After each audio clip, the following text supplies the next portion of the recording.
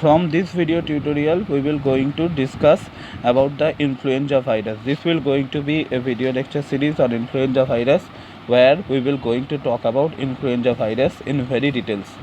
So we will divide videos into different parts. Depending on the first video, we will talk about the basic information which covers the structure of the influenza virus, the genomic content of the influenza virus, the mode of the transmission of the influenza virus, and the incubation period. Then in the life cycle we will going to talk about how influenza virus invade the host cell, how they replicate inside the host cell, and then how they mature and escape from the host cell. Then we will talk about the symptoms, where we will talk about how influenza virus causes different type of symptoms, what are the symptoms that they cause. Then we will talk about the diagnosis and treatment. And two additional things that we will going to talk about, one is the antigenic shift and antigenic drift, and the last one is the vaccination. That are the very important concept on influenza virus that we will going to talk about. So firstly, this influenza virus had created various pandemics in earlier times. World had witnessed various deadlier influenza pandemics in the past, but the most important one was the Spanish influenza pandemic. Okay, so it was in between 1918 to 1919. So this influenza virus lies under the group number 5 of Baltimore classification, because it is having negative sense single stranded RNA virus, but their RNA is of special characteristics because their RNA is segmented. We will going to talk about this. So this influenza name is coming from Italian word called an influenza di freddo, or to be influenced by the cold. So this name was coined by Hippocrates in 412 before Christ. This influenza is a respiratory system disease caused by negative strand RNA virus belong to the family Orthomyxoviridae. Okay, so influenza is a respiratory system disease caused by the negative sense single stranded RNA virus named influenza virus belong to the family Orthomyxoviridae. The most common influenza pandemic was the Spanish flu in between 1918 to 1919, and we have talked about that it lies under the group 5 of Baltimore classification. So there are three main important genera that causes different problems to human, that are influenza A, influenza B, and influenza C. Among them, influenza A is most important one, and we will going to talk about influenza A in details. So this influenza A can be further divided into different subtypes based on the presence of glycoprotein on their surface. That are hemagglutinin, abbreviated as HA, and neuraminidase, abbreviated as NA. So influenza virus is a enveloped virus. Remember it. It is having segmented negative sense RNA genome, and their genome length is between 12,000 to 15,000 nucleotides.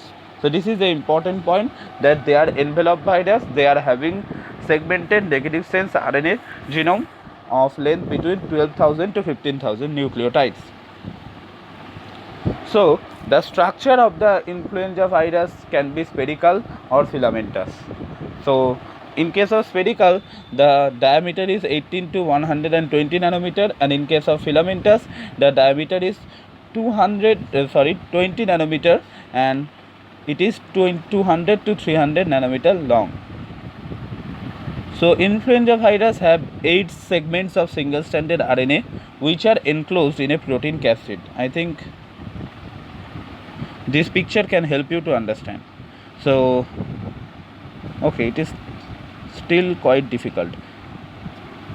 Okay, let me draw it. So influenza virus, let's say this is the capsid, and inside the capsid there are 8 segments of negative sense RNA, and all are single stranded. 1 2 3 4 5 6 7 8. So 8 segments of single stranded RNA which are enclosed in a protein capsid. So this is the capsid for you. Okay, now the capsid is in turn surrounded by a lipoprotein envelope. Okay, no problem.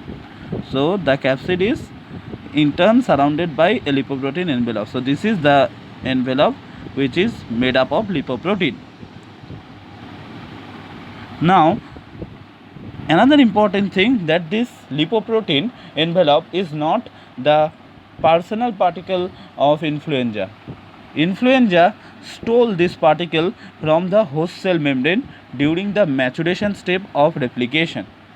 Okay, and that lipoprotein contains various kind of glycoprotein spikes, mainly of two types, okay, poking out all around.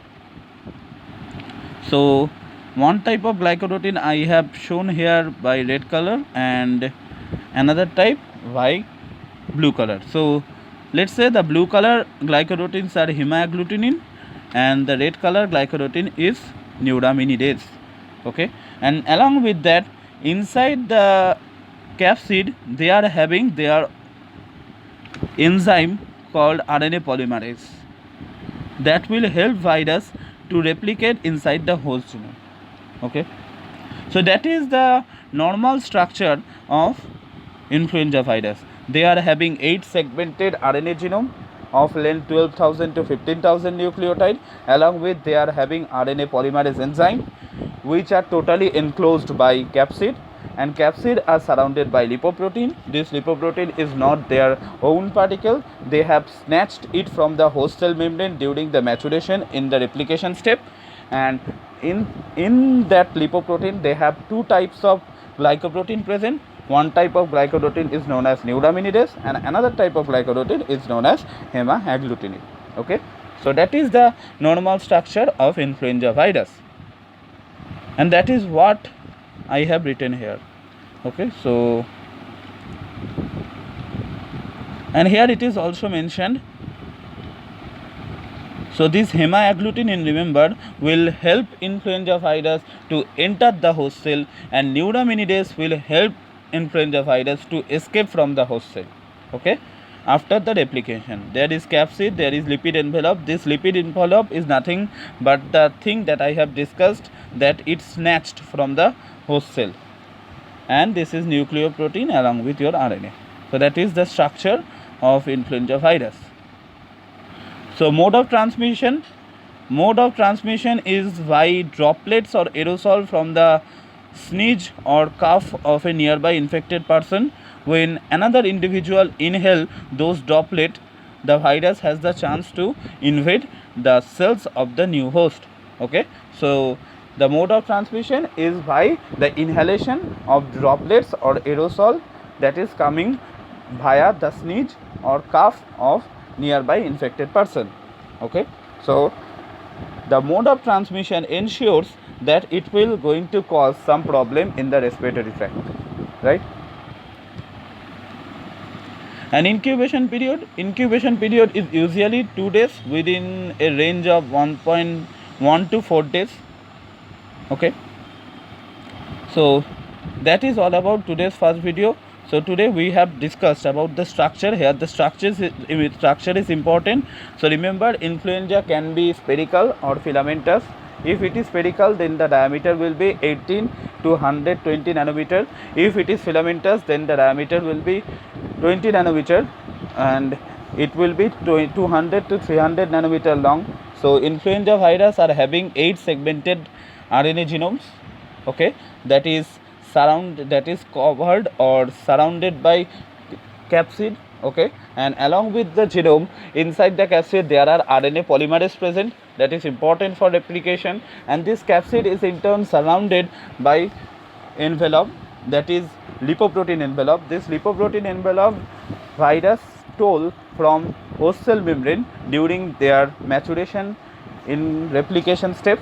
Okay, and this lipoprotein also consists of glycoprotein spikes. They are mainly of two types. One is hemagglutinin, abbreviated as HA, and another one is neuraminidase, abbreviated as NA. Hemagglutinin will going to help virus to enter the host cell, and neuraminidase will going to help the virus to escape from the host cell.